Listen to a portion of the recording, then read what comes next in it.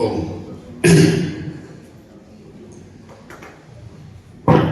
धर्म सभा की ओर से पूज्य श्री भाव सागर जी महाराज के पावन चरणारविंद में नमोस्तु वंदन अर्पित करते हुए प्रार्थना करते हैं कि भगवान अपनी दिव्य देशना से हम सभी के कल्याण मार्ग को विशिष्ट करने की नैतिक कृपा करें। नमोस्तु राज्य नमोस्तु। ओम नमः सिद्धेभ्यः ओम नमः सिद्धेभ्यः ओम नमः सिद्धेभ्यः। नमो हरिहंताणं नमो सिद्धाणं नमो हरिरियाणं नमो वचायाणं नमो लोए सपसाहुणं। चलते फिरते तीर्थ हैं हरते सब संता, हम तो बस इतना जानते आप सरीखे आप, हम तो बस इतना जानते आप सरीखे आप। कुंडलपुर के बड़े बाबा की अत्सरकारी चमत्कारी सर्वोगारी मनोहरी श्री उन्नत श्री पार्श्वनाथ भगवान की 24 तीर्थंकर भगवंतों की अनंत अनंत सिद्ध परनिष्ठ भगवंतों की नंदीश्वर जिनालय में विराजमान सभी जिनालय कृतन और विदेशी में विद्यमान विस्तृत सभी भगवंतों की परम पूज्याचार्य भगवान गुरुदेव श्री विद्यासागर जी महामंडल की परम पूज्याचार्य श्री सुमेर सागर जी महामंडल की तीन का माहौल राजों की गुरु श्री धर्म सागर जी महाराज की वह जो भी काम करता था उसको विघ्न आते थे। अब उसने सोचा कि विघ्न उत्सव के रूप में कैसे परिवर्तित होंगे। वह जो भी कार्य करता परेशानी आती और छोटा था वो, और माँ कहती है कोई मुनिराज आए तो उनको रोक लेना, क्योंकि मुनिराज ऐसे नहीं रुकते। लेकिन महाराज जी आ गए और मुद्रा लेके, और उसने महाराज जी से कहा महाराज जी माँ ने खीर बनाई है, रुक जाइए। महाराज जी उसकी भावना समझ जाते हैं, इसकी भावना बहुत अच्छी है, ये विधि नहीं जानता है। देखो आदिनाथ भगवान के समय भी नहीं मालूम था लोगों को।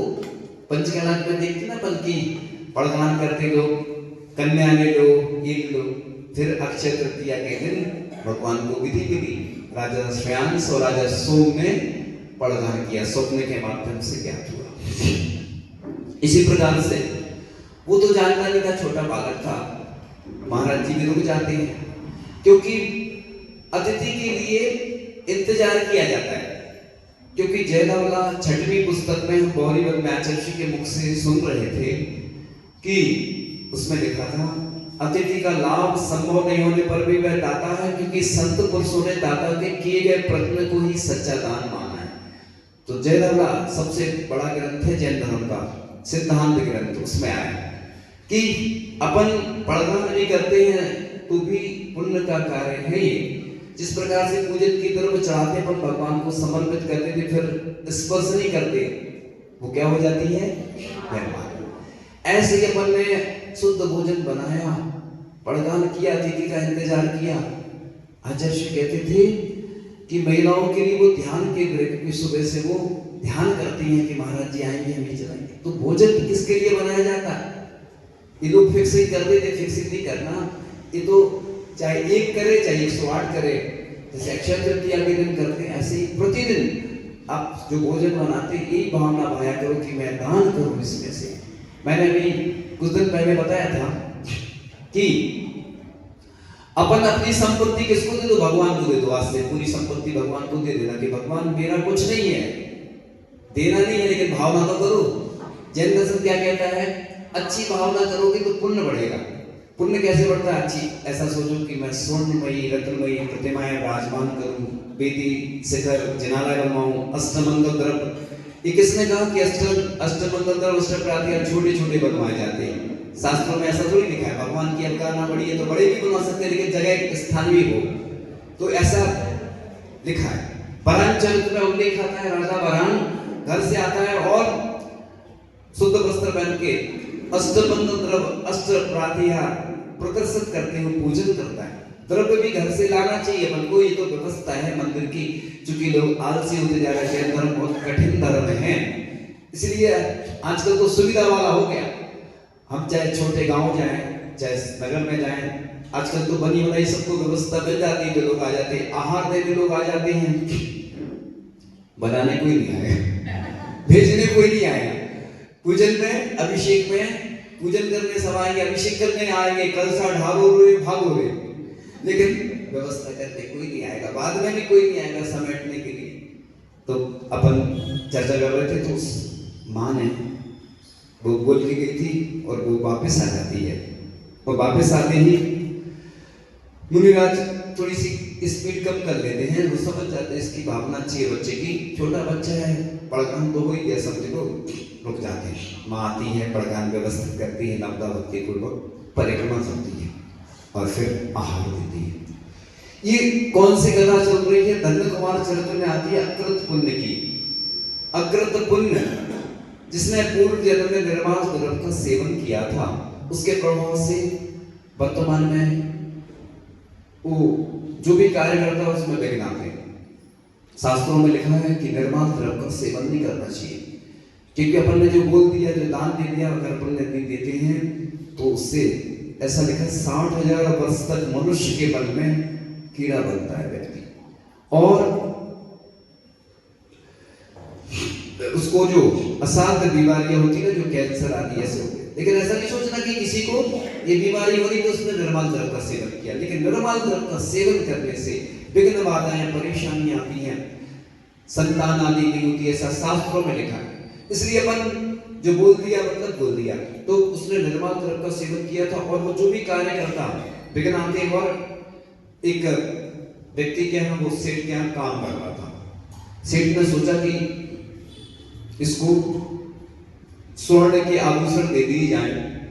आप लोग मदद करते हैं ना, जैसे सरकार भी मदद करती है, बैंक से भी देते हैं, ऐसे उसने भी कुछ दे दिया उसको कि सोने के, जैसे उसने लिए अंगारे बन गए वो। अपन लोग सोचते हैं मेरे पास धन टिक पाएगा, जैसे सिकरी का दूध काहे में टिकता है? स्वर्ण पात्र में। इसी प्रकार से अब अंगारे बन गए। उसने सोचा व्यक्ति ने कि इसके जो पिता था, जो मेरा सेठ था पहले, और आज मैं इसका सेठ बन गया हूँ। बोलते ना, कभी गाड़ी नाव पर और कभी नाव पर गाड़ी।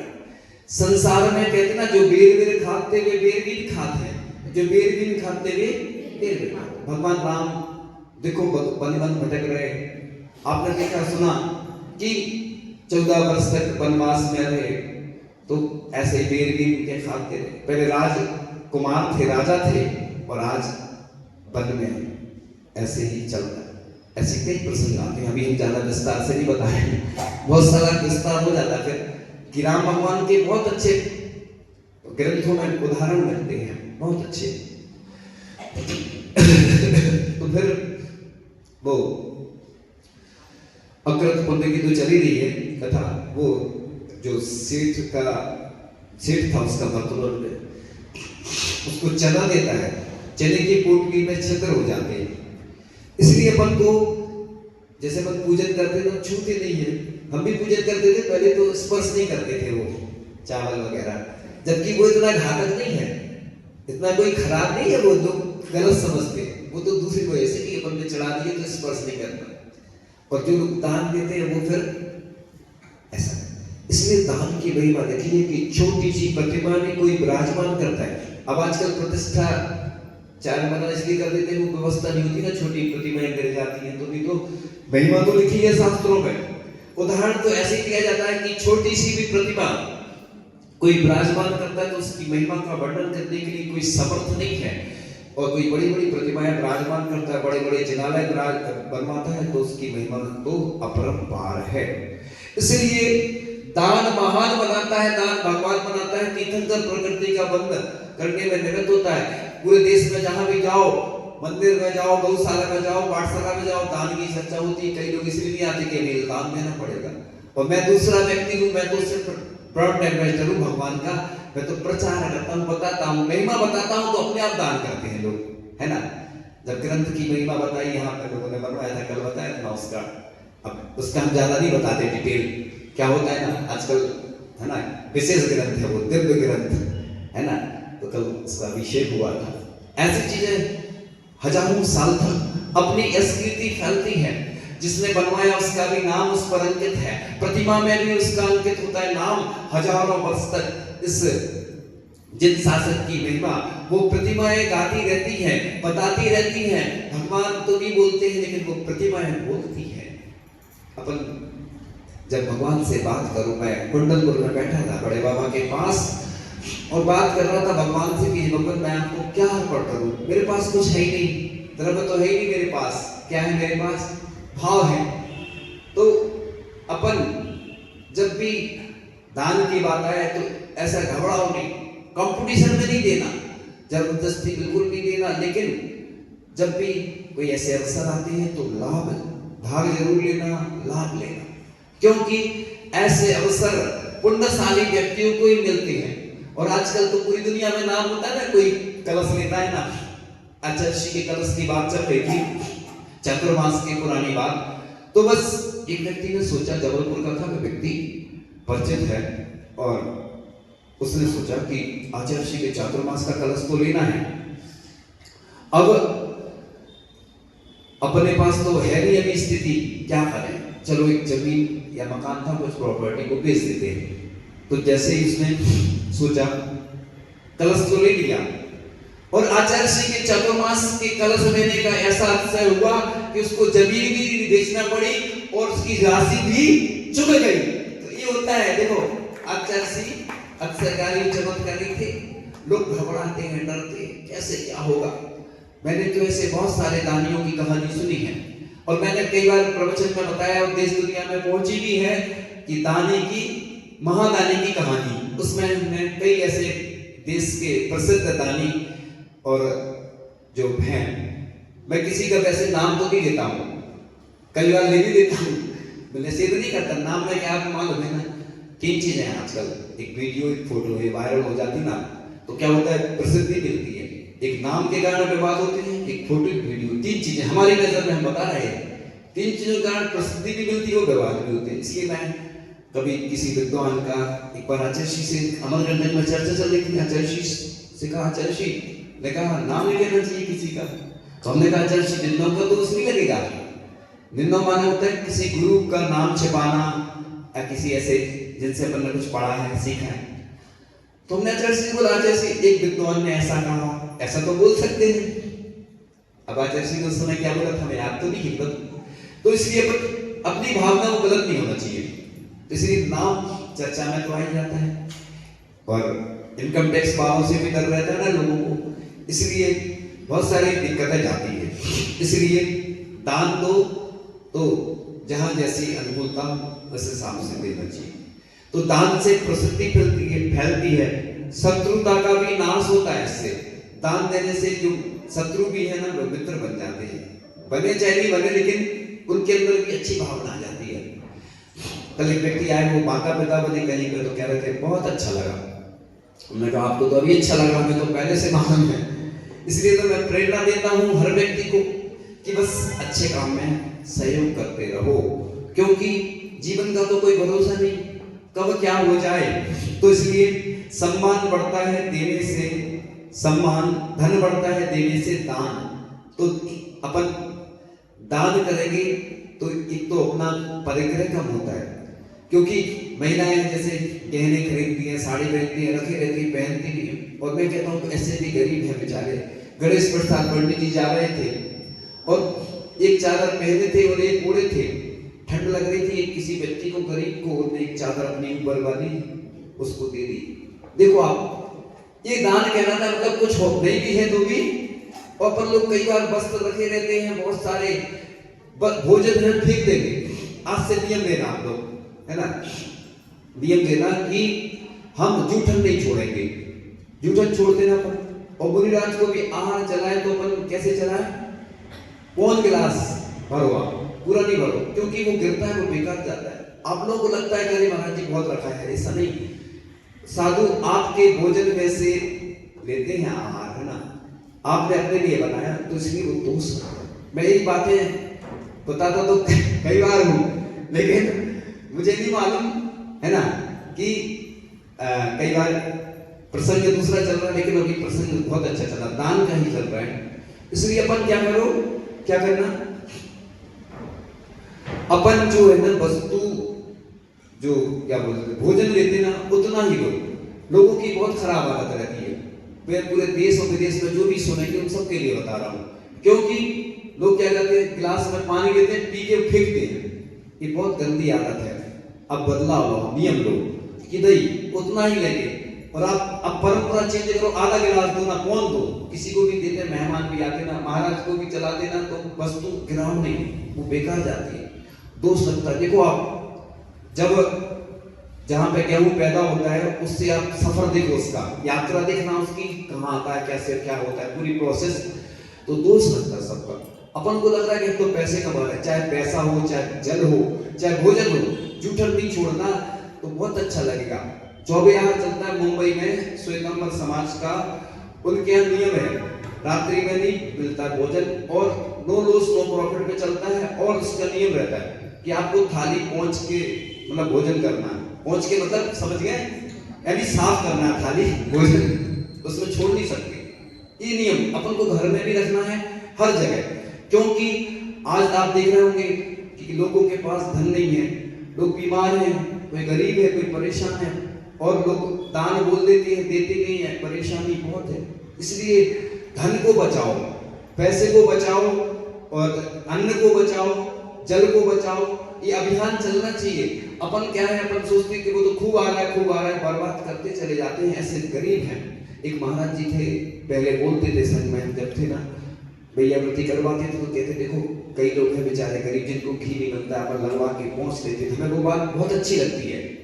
इसलिए मैं कंजूसी नहीं है, ये उदारता दिखाओ ना, आप अच्छे से खर्च करो, गौशाला के लिए दो ना, आप पाठशाला के लिए दान दो, आप मंदिर के लिए दान दो, मना नहीं है, शिक्षा के लिए दो, वो पैसा बचा के आप गरीब लोगों को दो, रोगियों को दो। आज अपने समाज में, पूरे भारत में हम देखते हैं ऐसी स्थितियां हैं कि कई बेचारे जो चिकित्सा के लिए परेशान रहते हैं, कोई रोग है तो इलाज कराने वाला कोई रहता नहीं उनका, उनकी भी तो सोचो, ये भी तो एक बढ़िया वृत्ति है। ऐसा नहीं है सूर्य कारण जो भावनाएं होती ना, उसमें एक तो सब लिखा है क्या, वैयावृत्ति, चिकित्सा, सेवा आदि, इनके देखो आप शास्त्रों में जो पढ़ते हो ना उतना ही नहीं लिखा है शास्त्रों में, उनके भेद प्रभेद होते हैं। आपने देखा होगा तत्वार सूत्र पे टीका लिखी गई, सर्वर सिद्धि राजवार्तिक और श्लोक वार्तिक ऐसी लिखी गई नहीं टीकाएं। ऐसे ही क्या होता है, सूत्र की व्याख्या बहुत बड़ी होती है, ऐसा नहीं सोचो कि बस सीमित होती है। आचार्य जो लिख गए हैं वो इसलिए लिख गए उतना ही कि बस उन्होंने सोचा कि बस इतना ही। तो हम जब स्वाध्याय करते थे बड़े बड़े सिद्धांत ग्रंथों का, उसमें लिखा रहता कि छोटे शिष्यों को भी संभालना पड़ता है ना, उनके लिए भी लिखना पड़ता है। इसलिए ऐसा नहीं सोचो बड़ी बुद्धि वाले तो बहुत सारे होते हैं, जैसे किसी के पास पैसा होता है ना तो उसको मान होता है। कल हम बता रहे थे शाम को कि दो परिचय होते हैं, अज्ञान परिचय होता है और एक होता है प्रज्ञा परिचय। अगर अपन को कुछ नहीं आता तो टेंशन नहीं लिया करो, है ना। मैं तो हमेशा बोलता हूँ प्रवचन में कि मैं हमेशा गरीब के साथ हूँ, कमजोर के साथ हूँ, और जितने कम बुद्धि वाले मैं उनके साथ हूँ। मेरी संख्या ज्यादा है, मेरी संख्या ज्यादा क्यों है, सब बुद्धि वाले तो कम है और कम बुद्धि वाले ज्यादा है, इसलिए टेंशन की बात ही नहीं करो, संख्या अपनी ज्यादा है। इसलिए पैसे वाले कम है और मध्यम वर्गीय ज्यादा है, गरीब ज्यादा है, तो अपन उनके साथ है।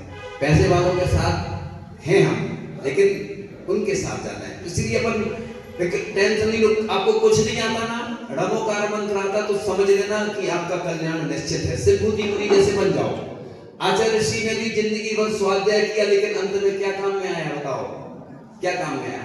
कोई आचार्य से हम लोग को यही समझाते थे, भगवती आराधना में भी स्वाध्याय किया आचार्य के मुख से हम लोगों ने, तो आचार्य ने एक एक चीज बता दी। अभी भी हमारे पास पूरे नोट्स हैं, चंद्रगिरी और रामटेक में उन्होंने भगवती आराधना पहले से पढ़ा है, यानी वो संलेखना की तैयारी 12 वर्ष पहले से ही उनने 12 में 2012 में जब चंद्रगिरी में थे तब से 13 में रामटेक चतुर्मास हुआ और 24 में संलेखना हुई ना, तो 12 साल से तैयारी शुरू कर दी थी। आप लोगों को लग रहा था कि आचार्य ऋषि ने तैयारी नहीं की, यानी सोचो भगवती आराधना 12 में पढ़ी तभी से आचार्य ऋषि की शुरुआत हो गई थी। वो अंदर ही अंदर शुरुआत कर रहे थे, किसी को बताते नहीं थे, वो आपको तो मालूम है कि जब वो बिहार करते थे, कोई भी काम होता था वो बताते नहीं थे। अभी चूंकि हमारा प्रसंग दूसरा चल रहा है, सुना है कि संस्मरण याद तो आ रहे हैं हमें, लेकिन अभी तो कद ऊंचा तो कर लिया, ऊंचे रखो विचार, दान धर्म जो न किया जीवन है बेकार। तो बंदन अभिनंदन करे धरा और आकाश, दान वीरता आपकी जग में है विख्यात।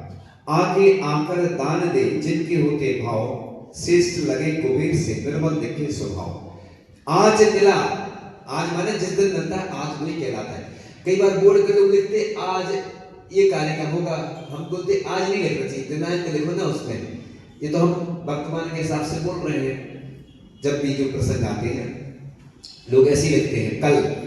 अब कल लिख दिया तुमने और वो बाद में कोई ने पढ़ा तो वो सोचेगा कल, कंफ्यूज हो जाते हैं। इसलिए आज मिला अवसर करो सार्थक अपना धन, भाव बनाओ दान का कर लो जीवन धन्य। तो जीवन में सफलता का अरमान जरूरी है, हृदय निर्मल कर दे वो दान जरूरी है। किसी ने लिखा है, ये पंक्ति हमारी नहीं इसलिए बोल रहा हूं, नहीं तो लोग कुछ समझे। दानी भी होते हैं एक तरह के संत, दान देने से लालच का हो जाता है अंत। दान देने से हमें भी आनंद आता है। कभी हमने किसी को कुछ दान दिया ना तो क्या होता है, उससे दान देने से क्या होता है कि अंदर अपन को बहुत हल्कापन लगता है। आपने खुद देखा होगा कि अपन किसी को कुछ दान दे तो वो भी खुश हो जाता है। और जैसे आप आहार दान देते तो लिखा है कि साधु के लिए तुमने सब कुछ दे दिया। क्यों? क्योंकि आप महाराज जी को कुछ नहीं चाहिए, महाराज जी को दो चीजें चाहिए, एक तो आवास दान दे सकते हैं आप, स्थान अच्छा हो सकता है ना, साधु की अनुकूलता हो तो संत निवास बनाते हैं लोग। अरिहंत निवास तो पूरे देश में बन जाते हैं, कई जगह संत निवास नहीं रहते। ऐसे ही जंगल के स्थान जहां जहां नहीं होते हैं, हमने कई बार पहले बोला है, फिर भी पूरे देश तक हमारी बात पहुंचती है तो हम सबके लिए बोलते हैं कि जंगल का प्रासुक स्थान होना चाहिए। मैं एक पर्टिकुलर एक स्थान के लिए बोल रहा हूँ, चातुर्मास आने वाला है, जहां जहां चातुर्मास होंगे, जहां नहीं भी होंगे, तो अपन को प्रासुक जंगल का स्थान साधु संतों के लिए ऐसा रखें, नेचुरल हो, है ना। दूरे दूरे लिखा है मूलाचार में, इसकी ज्यादा हम व्याख्या नहीं कर सकते हैं क्योंकि प्रसंग हमारा दूसरा चल रहा है। लेकिन वो भी अगर अपन व्यवस्था करते हैं तो समझ लो हमेशा के लिए वो पुण्य हो जाता है। अभी एक गोटेगांव में देखा था पहले, बहुत अच्छा स्थान, उन्होंने बहुत अच्छा पार्क जैसा बनाया, कई स्थान में बने हैं। तो ऐसा व्यवस्थित हो जहां लोग योगा प्राणायाम भी कर सके, साधु संत भी योगा प्राणायाम कर सके, नेचुरल व्यवस्था होना चाहिए। इसका डिटेल्स हम बाद में अलग से बताएंगे। अभी चूंकि प्रसंग दूसरा चल रहा है तो इसलिए जोड़ जोड़ के जो रखता है उसके धन में जंग लगे, गाड़ गाड़ के जो रखता है उसको सर्व भुजंग लगे, खाता पीता जो रहता है उसका धन तो अंग लगे। अतः कमाओ धर्म नीति से, खर्च रीति से धन करना, भोग भोगना सदा भीति से, दान प्रीति से सब करना। तो दान इस प्रकार से देना है कि जिससे कि हमें भी विकल्प ना हो और दूसरे लोगों को भी विकल्प ना हो। घर की स्थिति देखकर देना। कई लोग पूछते हैं कि घर में अगर हम दान दे रहे तो सबको पुण्य लगेगा, पूरे परिवार का शेयर रहता है। शेयर माना होता है हिस्सा, जो दान दिया जा रहा है तो पूरे परिवार को पुण्य लगेगा। उसमें भी जो ज्यादा भावना भाएगा उसको ज्यादा पुण्य लगेगा। इसलिए तो हम क्या करते हैं ना, हम खुद दान करते हैं। कैसे? भावना से, सबकी भावना बनाते हैं तो लोगों के हो जाते हैं, नहीं होते तो अपना क्या जा रहा है। इसलिए हम तो लोगों को अच्छी प्रेरणा देते हैं हमेशा। इसलिए तो कोई दानी है, कोई प्रिय वचन बोलने वाला, आज ऐसे लोग दुर्लभ हैं जो अच्छा बोले। एक व्यक्ति था, उसकी दुकान बहुत अच्छी चलती थी, दुकान अच्छी चलती थी, कारण क्या था, बोलते आओ भगवान, ऐसे बोलता था वो। तो आज घर में, परिवार में, समाज में लड़ाई झगड़े होते हैं गलत बोलने से, बुरा बोलने से। अच्छे बोलने वाले बहुत कम मिलते हैं। इसलिए मीठा बोलो, मीठा खाओ, और मीठा बोलोगे तो सास बहू के झगड़े नहीं होंगे परिवार में, सास ससुर पति और भी जो घर में रिश्ते जो रहते हैं ना सब। क्योंकि देखो अनबन तो होती रहती है, लेकिन फिर भी प्रयास तो अच्छे से करो। इसीलिए माध्यस्थ भावो विपरीत वृत्तो लिखा है, मतलब जिनसे अपनी पटरी नहीं खाती है। बस कुछ मिनट की बात है, चूंकि कोई प्रसंग पूरा हो जाए, वो चल रहा है। तो इस प्रकार से तुम्हारे द्वारा पहले ये बता रहे थे, कोई दानी है, कोई प्रिय वचन बोलने वाले हैं, किंतु दानी और प्रिय वचन बोलने वाले लाखों में भी दुर्लभ है। इसलिए दानी, ऐसा लिखा है, करोड़ों में एक दाता होता है। करोड़ों में, ये तो अलग है, ये इधर लाखों में दिया है एक, और आता है करोड़ों में एक होता है दाता। इसलिए दान देने वाला, ऐसा नहीं सोचो कि, आप सोचो पूरे विश्व में कितनी सारी जनसंख्या है, उसमें जो दान दे रहे हैं, दानियों के नाम अमर हो जाते हैं। पहले भी जिन्होंने दान दिया, एक छोटी सी चिड़िया थी, जंगल में आग लग गई और बुझाने का प्रयास कर रही थी। जंगल के पशु पक्षियों ने चिड़िया से कहा, तू मूर्ख है, क्या कुछ बूंद पानी से आग बुझेगी क्या? तो चिड़िया ने जवाब दिया, आग बुझे या ना बुझे, जब भी इतिहास लिखा जाएगा मेरा नाम आग जलाने वालों में नहीं, बुझाने वालों में आएगा। तो अपन भी इसी प्रकार से छोटी सी चिड़िया बन करके आग बुझा सकते हैं। ऐसा कोई नियम नहीं लिखा शास्त्रों में कि छोटा सा दान नहीं दे सकते। वो भजन गाते थे ना लोग, छोटा सा मंदिर बनाएंगे, वीर गुण गाएंगे। तो हमने सुधार कर दिया उस भजन को, सुंदर सा मंदिर बनाएंगे, प्रभु गुण गाएंगे। कंजूस लोग ऐसा भजन गाते हैं, क्यों? अब भजन भी गा रहे तो भाव भी ऐसे क्यों? छोटा सा क्यों बनाओ मंदिर? हम तो सुंदर सा बनाएंगे, सोने का बनाएंगे मंदिर, क्या दिक्कत है बताओ? भावना जब भाई रहे हो तो भजन लिखने वाले ने भी कंजूसी कर दी, तो हमने उसमें सुधार कर दिया। ठीक है, तो बस तुम्हारे द्वारा जोड़े गए धन से समाज, देश, समूह का कल्याण हो, धर्म की प्रभावना हो, संस्कृति की रक्षा हो, राष्ट्र का उत्थान हो और मानवता की सेवा हो। इसलिए हमारे देश में त्यागी की पूजा होती है और दानी की प्रशंसा होती है। कोई भी दान करता है, जैसे कोई आहार दान नहीं करता है, कोई अन्न दान करता है, तो अपन अनुमोदना करते ना, अनुमोदना बोलते ना, अनुमोदना करते कि नहीं? तो अच्छा काम करके ताली बजाते, ये भी एक दान है, क्योंकि ताली बजाने से एक्यूप्रेशर भी होता है और उसकी अनुभूति होती है, खुश हो जाता है। हमने देखा है लोग भीड़ में ज्यादा दान करते हैं, ऐसे अपन किसी जरूरत तो नहीं करेगा वो, लेकिन देखते हैं लोग, और आजकल तो पूरी दुनिया देखती है इसलिए और लोग करते हैं दान। इसलिए जिस प्रकार से भवन बनाने वाला शिल्पी ऊपर उठता जाता है, उसी प्रकार दान देने वाला भी ऊपर उठता जाता है। इसलिए अपनी विभूति का उपयोग अच्छे कार्य में करो। तो धन, कंजूस का जो दान होता है ना, वह दान नहीं होता, वह छोड़कर चला जाता है।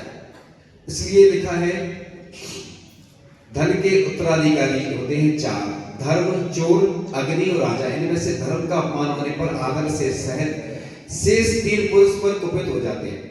तो धन त्याग से शोभित होता है, प्रतिष्ठा धन से नहीं त्याग की होती। त्याग अवगुणों का नाश करता है।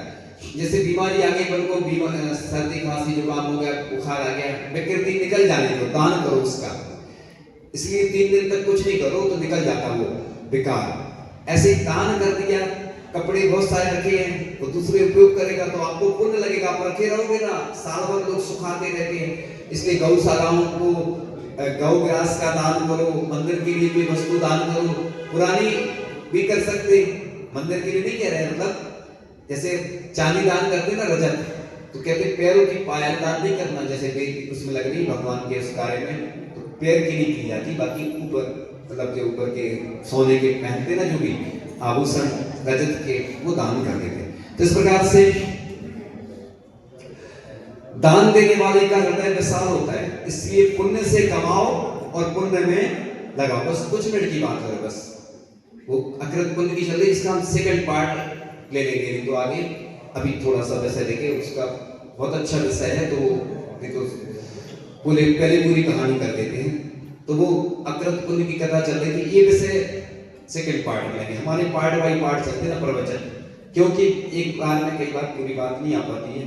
तो वो अकृत पुण्य जो है, उसकी कथा चल रही थी कि उसकी मां आ जाती है, पड़गन करती है, और जो आहार देता है, आहार के माध्यम से उसका जो कर्म है वो निर्माण लगा, वो क्षय होता है। तो उसका जो दोष लगा था निर्माण लगा, वो दूर है। इसलिए मैं कहता हूं कि भले ही थोड़ा सा दान करो, लेकिन निर्माण का बिल्कुल सेवन नहीं करना। इसलिए आज सिस्टम, बड़े बड़े राशि वाले तो लोग देते नहीं हैं, कई पंचकला होती है, हाथी में बैठ जाते लोग, बड़ी बड़ी बोली लेते। मैं किसी एक व्यक्ति की बात नहीं कर रहा हूँ, पूरे देश की बात कर रहा हूँ, क्योंकि कई बार लोग अपने ऊपर ले लेते हैं, एक व्यक्ति के लिए नहीं बोल रहा हूँ। इसलिए अपन छोटा सा दान करो, और कोई ऐसा नियम नहीं है कि आप धन का ही दान करो। तन मन धन तीनों का दान होता है। जहां जहां पूरे देश में चतुर्मास चल रहे हैं या कोई भी आयोजन होते हैं, तो कई बार कोई गरीब आदमी होता है, वो साधु की सेवा में लगा है, तो वो भी एक दान है। इसलिए धन से ही दान नहीं होता है। लोगों की आदत पड़ गई है पुण्यार्जक बनते, मैं तो हमेशा पुण्यार्जक बन जाता हूँ, मैं कहता हूँ मैं महापुण्यार्जक हूँ। कोई कई बार कोई अभिषेक में कोई नहीं आ रहा है, कोई स्वाध्याय में नहीं आ रहा है, तो मैं कहता हूँ कि 4 लोग भी रहेंगे तो स्वाध्याय नहीं होता क्या? कोरोना काल में 5 लोगों की सीमा थी और बैठते थे सामने प्रवचन करते थे हम लोग, उसमें क्या दिक्कत है? तो इसलिए जब कोरोना काल में कर सकते हैं तो वैसे भी कर सकते हैं। इसलिए वक्रत पुण्य की कथा से हमें यह सीख लेना है कि हमें निर्मल द्रव्य का सेवन नहीं करना है। इसलिए अपन लोग सब अच्छी भावनाएं बनाएंगे, सब अच्छे कार्य होंगे, और अपनी देश धर्म संस्कृति की सुरक्षा तभी हो पाएगी।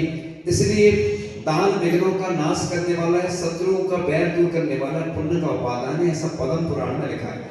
और यश कीर्ति तो फैलती है। तो धन की कीर्ति उनकी दान भोग और नाश, इसलिए उत्कृष्ट 25%, हाईएस्ट, मीडियम 17% और जघन्य माने 10%, ऐसा लिखा है शास्त्रों में। इस प्रकार से हमको अपनी आमदनी फिक्स करके, और हम तो कहते हैं महिलाओं को देखो, पुरुष वर्ग पैसा नहीं देता है, अपना हिस्सा देना चाहिए महिलाओं को, बच्चों को, जिससे महिलाएं जो निकालती है ना नंबर 2 में, वो निकालना नहीं पड़े। बच्चों को भी देना चाहिए, पुरुष लड़कों को भी देना चाहिए। पूरे देश में सरकार को एक ऐसा कानून बनाना चाहिए कि सबका हिस्सा होना चाहिए, जिससे उनको चुराना नहीं पड़े। नंबर 1 में दो ना, नंबर 2 में जीएसटी देते ना, इनकम टैक्स देते। ऐसे महिलाओं को तो हिस्सा दो तो वो दान भी करेंगी और उनको निकालना नहीं पड़ेगा, उनको दोष भी लगता है। और वैसे आज तक किसी ने रिपोर्ट भी नहीं करी चोरी की, आज तक हमने नहीं सुना इतने वर्षों में कि किसी ने रिपोर्ट की कि हमारे इतने पैसे चोरी चले गए। इसलिए आप लोग दान, धन को गाड़ कर रखने की अपेक्षा दान देकर धन गाड़ा करो। इसलिए दान देने से धन, मन, तन और जीवन सफल होता है। धन की यदि अच्छी गति है तो केवल दान ही है। तो दान से बस 1-2 मिनट की बात और है, दान से इंसान का नसीब खुलता है, पुण्य का संचय होता है। दान देने से विशुद्धि जो होती है, उससे तीर्थंकर प्रकृति का बंध भी होता है। तो इसलिए देनहार कोई और है, देता है दिन रैन, लोग भरम मुझ पर करे, ताते नीचे में। पानी बाड़े नाव में, घर में बाड़े दाम, दोनों हाथ उलीचिए, यही सैन काम। यदि धन बढ़ रहा है तो क्या करो? दान कर दो। और बिन मांगे दे दूध बराबर, मांगे दे तो पानी, बह देना है खून बराबर। जहां में खेचातानी, आजकल खेचातानी होती, तो मर जाऊं मांगू नहीं, अपने तन के काज, पर स्वार्थ के कारण मुंह न आवे लाज। तो इस प्रकार से दान दिए बिना सोना नहीं, और दान देकर रोना नहीं। दान दे दिया तो रोना नहीं। कई लोग होते हैं और इतना देना है, टेंशन होती रहती। अपने आप व्यवस्था हो जाएगी, भगवान की व्यवस्था तुम क्या करोगे? तो भगवान अपनी व्यवस्था खुद कर लेते। कई यार मंदिर बनते हैं तो हम देखा पहले बहुत दिक्कत जाती है, पंचकला होने के बाद तो इतनी राशि आ जाती है कि फिर सोचती है क्या करें, इसका कहाँ लगाएं। इसलिए अब इस प्रकार से सैकड़ों मनुष्यों में एक मनुष्य वीर होता है, हजारों में एक विद्वान पंडित तथा लाखों में एक वक्ता, और दाता करोड़ों में एक मिलता है। इस प्रकार से इसका विषय सेकंड पार्ट आगे फिर इस बारे में चर्चा करेंगे। और समय से आपको आना है ना, समय क्या है? 8:45 फिक्स समय पे आएंगे, फिक्स हो जाएगा। इन्हीं भावनाओं के साथ कल मोक्ष कल्याणक महोत्सव नैमिनाथ भगवान का महामस्तकाभिषेक के साथ निर्वाण नाड़ू के साथ हम मनाएंगे, और नैमिनाथ भगवान का मोक्ष कल्याणक, फिर अष्टमी का पर्व इसके बाद प्रारंभ हो जाएंगे। तो अष्टमी का पर्व तो आपको मालूम है कैसे होते हैं, उसकी महिमा बताई जाएगी आगे। इन्हीं भावना के साथ परम पूज्य आचार्य डॉक्टर गुरुदेव शिक्षक विद्यासागर जी महामंडल की जिनवाणी के ज्ञान थे सूचे लोकालो सोवाणी मस्तक मधु क्षता दे धूंडो हे जिनवाणी भारती मां कोई जपोते में जो तेरी शरणागत है सो पावे सुख चैन देव भजो अरहंत को गुरु सेवा निर्मित दया धर्म पारो सदा यही मोक्ष का पद आचार्य गुरु शिक्षक विद्यासागर जी महाराज की प्रभु जैसे श्री समय सागर जी महाराज की 3 का 9 करोड़